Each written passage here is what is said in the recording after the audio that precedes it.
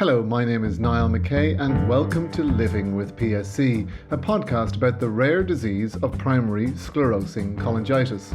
Now, PSC causes the bile ducts inside and outside the liver to become scarred, narrowed and eventually blocked, and leads to liver cirrhosis. In this podcast, we aim to dispel some of the myths about the disease. So welcome, Dr. Steve O'Hara. Steve, your area of study involves the microbiome and cells. Is that correct? Or would you like to tell us what your title is and what area that you concentrate on? Sure. So I'm officially an associate professor of medicine and an assistant professor of biochemistry and molecular biology. I'm a research scientist in the division of Gastroenterology and Hepatology at the Mayo Clinic. Our work group is specifically interested in a group of diseases known as the cholangiopathies, and specifically what I work on is primary sclerosing cholangitis. My training is in cell biology and molecular biology, and we're interested in biliary epithelial cell or cholangiocyte function in health and disease. We're interested in the gut microbiome, of course, because we know that there's a link between inflammatory bowel disease and primary sclerosing cholangitis, and the multitude of microorganisms in the gut certainly influence many different diseases, and it's believed, and there's increasing evidence that it may influence primary sclerosing cholangitis as well. So our link would be what's happening in the gut. How does that actually affect the biliary epithelial cell function in this disease? And this takes place between the conversation that's going on between the stomach and the liver, but also it takes place through leaky gut or stuff leaching through the stomach wall. Is that correct? Or that would be correct. Wall? So the intestinal microbiota is obviously loaded with microbes, and they perform many different functions. So what you eat can come down and be processed for nutrient acquisition. Bile acid metabolism occurs in the gut through these microbes. And a lot of this is brought back to the liver as molecules that will typically be absorbed and secreted into, or brought back to the liver through portal circulation and then recycled again through the liver. But there's also this concept that a breakdown of the intestinal wall, or the leaky gut hypothesis, would allow things that normally wouldn't get into the bloodstream, for example, microbial surface products that would be recognized as being foreign by our cells, to escape from the intestine, that kind of central area or the lumen of the intestine, outside of the intestine into the bloodstream and back to the liver, where the liver would recognize that as maybe a potentially injurious molecule and respond to that. And do we think that there's actually bacteria leaching into the liver that's causing the PSC, or do we think that the immune cells are trying to repair the bile duct over and over again and creating scarring because of it, or both? I think it's probably both. There is a manuscript came out a couple of years ago that described, I believe it was Klebsiella pneumonia, that actually breached the intestinal barrier, actually formed pores in the intestinal barrier in their experimental system, and then they could detect that microbe in their system in the mouse studies that they did, which would suggest that perhaps there is actual microbes that can breach the intestinal barrier and form or cause pathology in the liver. But at the same time, there is a lot of interest in what the microbes may or may not be producing. On the one hand, if they're producing something bad, that could be brought back to the liver and injure it. But on the other hand, if they're typically producing something good, the example given frequently is short-chain fatty acids. And if you have a loss of those microbes that are creating these beneficial products, the short-chain fatty acids are very important for intestinal cell health and barrier function. And if you lose those, then you may get more leakage of not just bacterial or bacteria themselves or viruses themselves, but other metabolites that shouldn't necessarily get into the bloodstream. So, I think when we're talking about the microbiome, sometimes we talk about if we want to conceptualize it as an orchestra. What you're saying is that the string section can't be heard and the brass section has got too loud. Is it something like that? That could be a way to think of it. Yes, if you're really interested in the string section and they're bringing the joy, and then you're getting too much of the brass section bringing an overpopulation of the number of brass instruments drowning out the string section, then perhaps bad things could happen. Yeah. And it wouldn't be a beautiful piece of music. And in some cases as well, there might be an instrument that is vastly out of tune, or if you like, bad actors, if you like, creating. That could be as well. Yeah. Yeah. It's interesting because obviously for a lot of PSC patients, of course, the treatment is seen rightly or wrongly as liver transplant. But unless we get to these things that are actually causing the PSC, recurrence is probably, I think it's actually, the studies used to say recurrence was quite rare, but I think recurrence is, anecdotally anyway, from our point of view of the people we know who have had liver transplant, recurrence seems to be quite high, actually. It's certainly an issue, and I think you're absolutely spot on in that we need to understand the etiopathogen or the mechanisms of not only disease initiation, but disease progression. And to me, PSC is somewhat like a puzzle where we're identifying the pieces of the puzzle, but we don't really have for the picture on top of the puzzle box that tells us how it's supposed to look. So we're collecting these pieces, we're trying to put them together, and the picture is becoming more and more clear as more and more data is accumulated. But I think you're right on that we need to push to figure out what is causing this disease, or at least disease progression. And do we have any idea of how the microbiota might get imbalanced in the first place, or unbalanced? Yes, I think inflammatory diseases in general cause a decrease in microbial diversity, a decrease in diversity of your microbiome. There's an indication that the disease itself and what's coming out in bile, so bile is a bacteriostatic, it kills bacteria, or at least some of them. And if you shift what's coming out of your liver in the form of bile, then that entire environment where the microbes exist is altered as well. Oh, I see. So it's kind of like when you're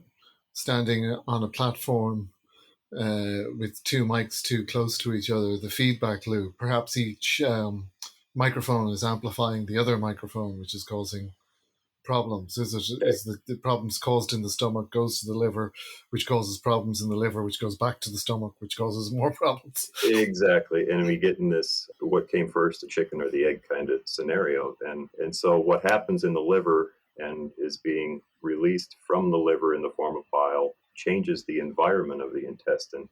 And then the intestinal, you're eating your diet, that can influence your gut microbes as well. But the shift in the microbes in the gut then is going to influence what's coming back to the liver as well. So there's this kind of yin and yang, and ideally you would exist in a state of happiness, if you will, where the liver's happy and the gut is happy, but sometimes it gets out of whack. And I think one of the questions is, can we fix what's going on in the gut? Will that influence what's going on in the liver? And on the other hand, if we can change some of the things that are happening in the liver in the form of bile production or what's coming out in bile, will that alter the gut microenvironment and make it a better place? And my apologies here, because I know that I'm oversimplifying things at a huge level, but basically bile acid is acid, and it would kill some microbiomes in the stomach, would it, if it was overproduced? I don't know if it's necessarily overproduced. Well, you're right in that they are acids, they're bile acids. They can be caustic. They do modulate the bacterial composition in the gut. Whether or not, I don't think that we can answer whether the profile of the bile acids coming out of the liver is different in a sense that it could cause pathology. Yes, they are acids. They can cause damage. And one of the hypotheses, again, with bile acids in the liver is that they may actually be injuring the biliary epithelial cells themselves. So I don't know if it would matter. Some bile acids are more damaging than others. It's something that we should probably learn more about, whether there's an increase in the more damaging bile acids.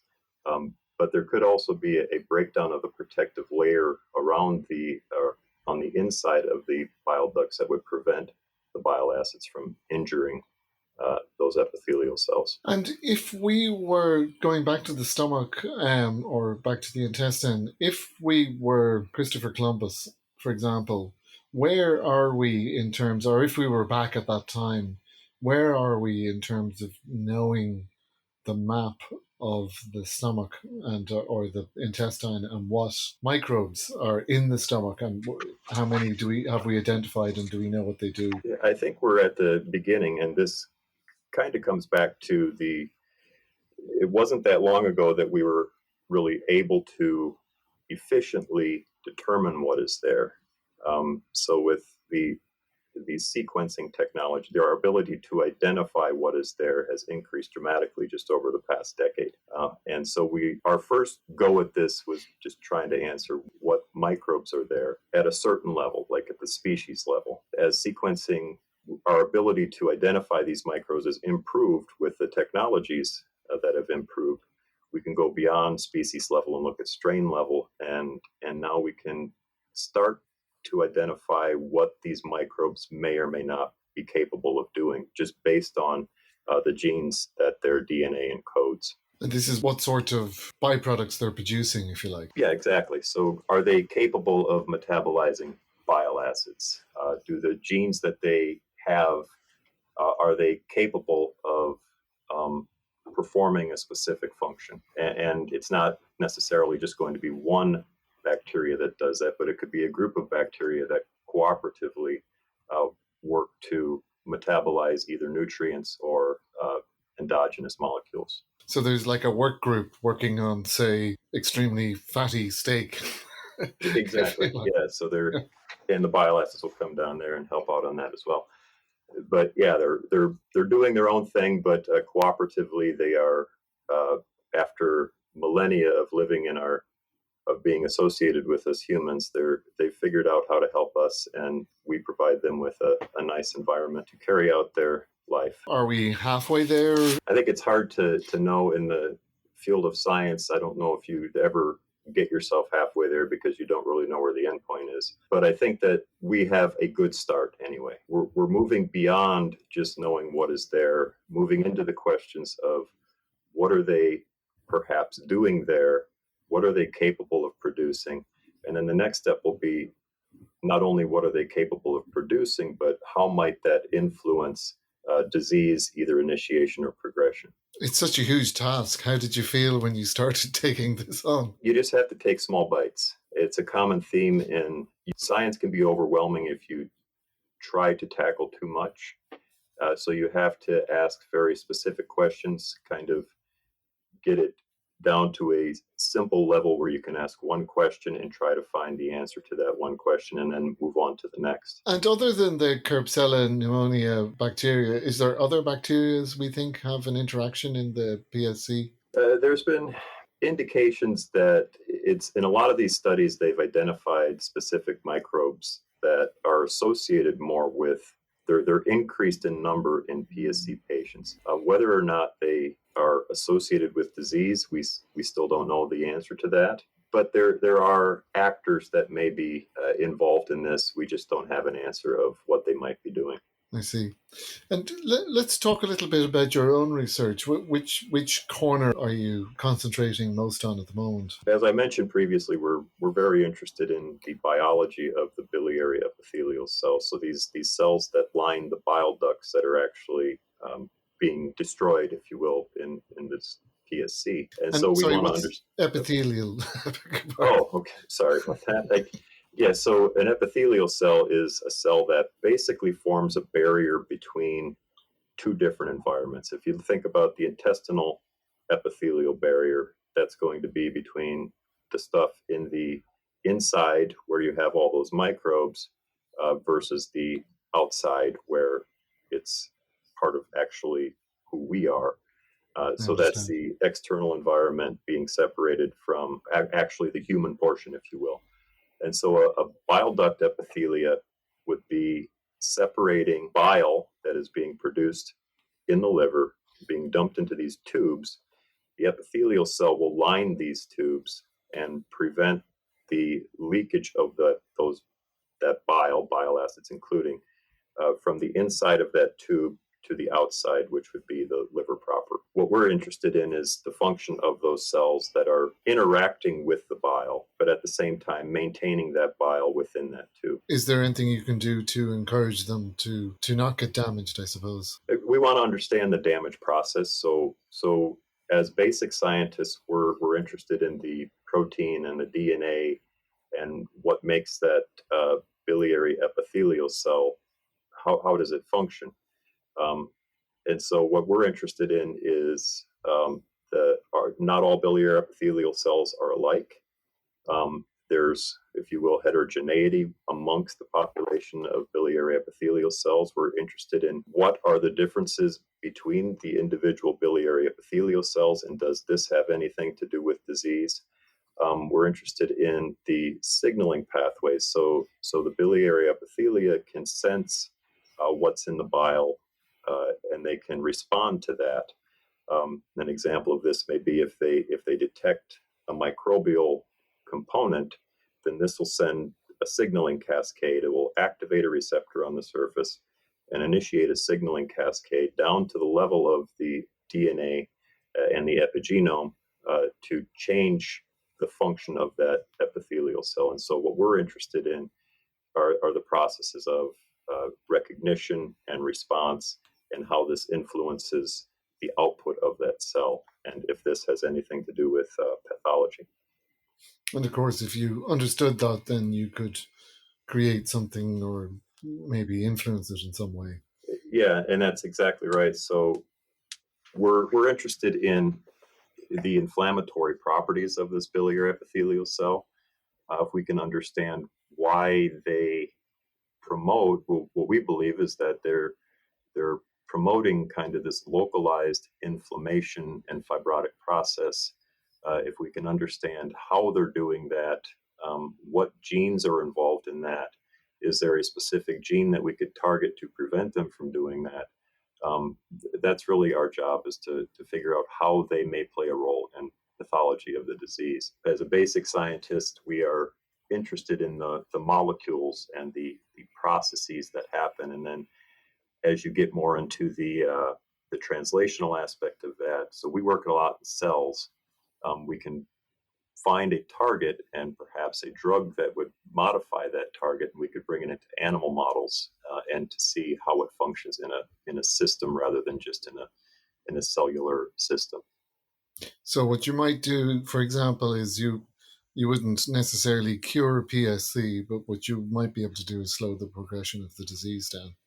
Yeah, so what we would like to do is identify more targets and slow the disease down. So we would be more on the progression, preventing the progression of the disease. On the other hand, we're still interested in what is causing the disease, but I think that we're a little further behind on that than we are in what may be involved in the progression of the disease.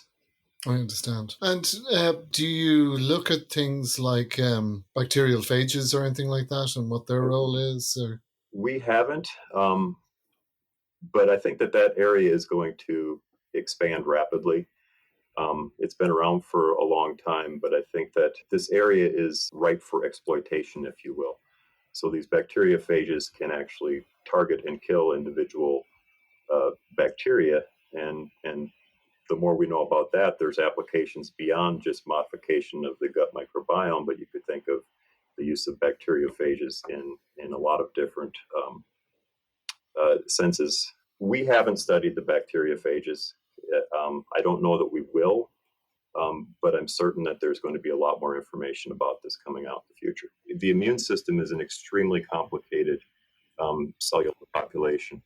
And our focus is predominantly on the biliary epithelial cell, but what we're moving into more is how the biliary epithelial cells communicate with other cells, including immune cells and fibroblasts that may be laying down the fibrotic matrix.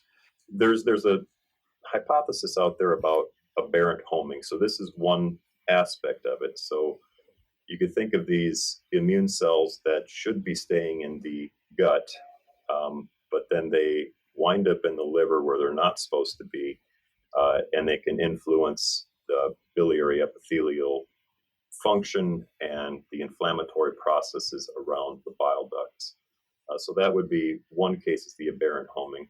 What we're interested in as well is the communication between the biliary epithelial cell, sending out signals, protein or peptide signals that would then attract immune cells into the localized area surrounding the bile duct. We have some studies that show that there are macrophages that always exist in the liver that can migrate towards the bile duct, but then there's also other immune cells that can be brought out of the circulation and cause inflammation, specifically around bile ducts as well. I see, and I suppose it is called an autoimmune illness, but there's certainly an autoimmune component to the disease, and it's a mixed infiltrative. One of the challenges, I guess, is what immune cells are there and when. So in the very early disease, we may not even know that an individual has a disease. So how do we know what those first responding immune cells are? We're currently doing some studies where we're trying to figure some of that out, looking at early versus late stage disease using a technology that can look at many different immune cells in a single tissue. And we're trying to compare the early stage versus late stage disease to see if there's a switch in immune cell type that may be associated with disease progression. Moving on to to the sort of treatments or the therapeutic approaches, is there a danger though that the antibiotics are also affecting? I mean, they certainly seem to affect the stomach microbiota. So yeah, and I know. So I'm not a clinician, but I can speak towards more of the biology of it. And I think the greater danger may be in the development of perhaps some resistance in some of the microbes, and then to the antibiotic. And then you can no longer use that antibiotic, and you'd have to move on to something else. With as far as the gut, that will be influenced by an individual taking antibiotics for their cholangitis. And I don't know that there's anything you can specifically change about that, because it's something that you have to do to protect the bile ducts. But I think the bigger question is, what does continual antibiotics do to the resistance of a group of microbes to that antibiotic, and how would that influence not only the patient, but society in general as we move towards newer antibiotics, I guess, would be one thing that we would have to approach, perhaps phage biology. But getting back to your question, there is going to be changes in your microbiota, in your gut, based on whatever antibiotic you're on. Whether or not influences your disease progression, I don't think that we know the answer to that as yet. I see, yeah. Nor-urso, of course, is one of the things that people are making some progress with. How do you think that can affect disease progression, I suppose? I think that's one that's really it made quite a few big advancements in the last few years. And I know that there are ongoing randomized placebo-controlled phase 3 trials, I believe. And this is thought to work, so that this is a modification of the ursodeoxycholic acid, and it's thought to work to protect specifically the bile ducts through this maintenance of what's known as the bicarbonate umbrella So the biliary epithelial cells have a protective coat that's been dubbed the bicarbonate umbrella, and that protects the epithelial cells from the caustic nature of bile ducts. And so the NOR-URSO seems to be to have some positive effects anyway. And it'll be interesting to see where this goes. But it's also interesting does this also alter your gut microbiome? If you're protecting the biliary tree and you're maintaining the health of that biliary tree, is that also influencing what's going on in your gut? I know URSO was sort of a controversial topic, but I think in general, for a lot of people, it was helpful on its own, at small doses. Yeah. With stenolytic therapy, what is that? Oh, so this is another area that we're interested in. So a few years ago, there's two ways that we came about this project. One was that we made some observations in the lab about our cells in culture started acting funny, and they wouldn't divide anymore. And there was also around the same time there was an aging department here at Mayo, and we were listening to some of those talks, and they started talking about senescent cells. So a senescent cell is a cell that permanently withdraws from the cell cycle, so it can no longer divide. It's a protective event. It doesn't die, but it stops dividing, and it takes on a pro-inflammatory phenotype. And it starts secreting things that are not necessarily good for the tissue, but it may be promoting the removal of that senescent cell. What we noticed is that we asked the question of, are senescent biliary epithelial cells more abundant in PSC patients versus controls? And what we found is that indeed the biliary epithelial cell senescence was increased in PSC patients.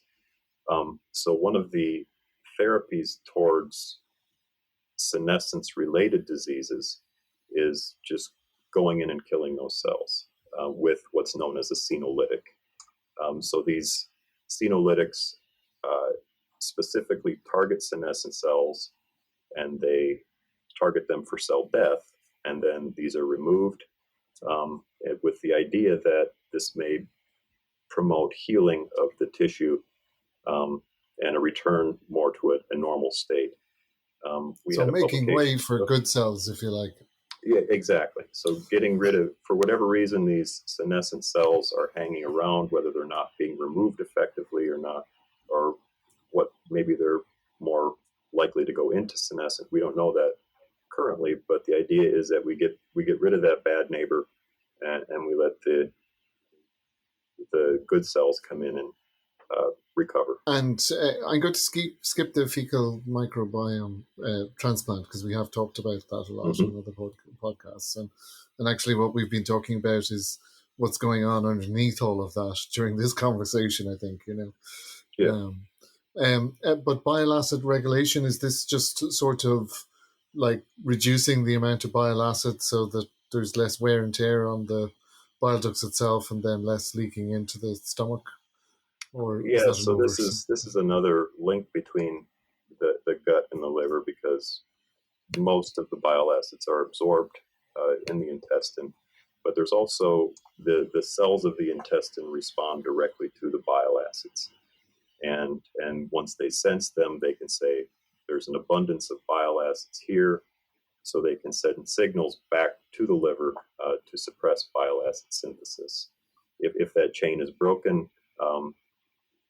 there may be consequences. In your opinion, do you think that, from the general overview of a scientist that you have, as well as the working very closely on the front line, if you like, do you think that there's a possibility that we'll come up with treatments for PSC that would at least slow down the disease in the coming years? Or I absolutely believe that. I think even in the last, say, 10 years, if you look at the number of publications related to PSC, it's increased tremendously, and we've learned so much in just the last handful of years.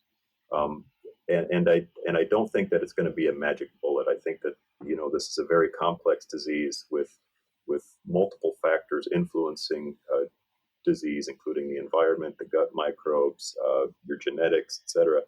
And we're learning about that every day. And I think we're on the right track with a lot of the things we're investigating. And I think that we're certainly hopeful that we will have therapy sooner rather than later. Dr. O'Hara, is there anything that I didn't cover that you think I should have, or anything you'd like to add to our conversation? I think we covered it all. I'd like to thank you for what you're doing. I think it's really important that there's a connection between, especially us basic research scientists that don't really interact with patients very often. It's good to hear the perspectives and get our noses out of the science a little bit and let us try to educate you on what we're doing. So I appreciate it. Well, I'm afraid that's all the time we have for this week. For more information about PSC and for a list of people and topics we'll be covering in the near future, please go to www.pscpartners.org. That's www.pscpartners.org. PSC Partners is a non-profit organisation dedicated to providing education and support to primary sclerosing cholangitis patients. There is information and resources on the website. There is a conference once a year. There is a private Facebook group that you can also join. Also, please join our patient registry. This is an anonymous database that provides research support to the medical community who are researching this disease. Thank you very much for listening.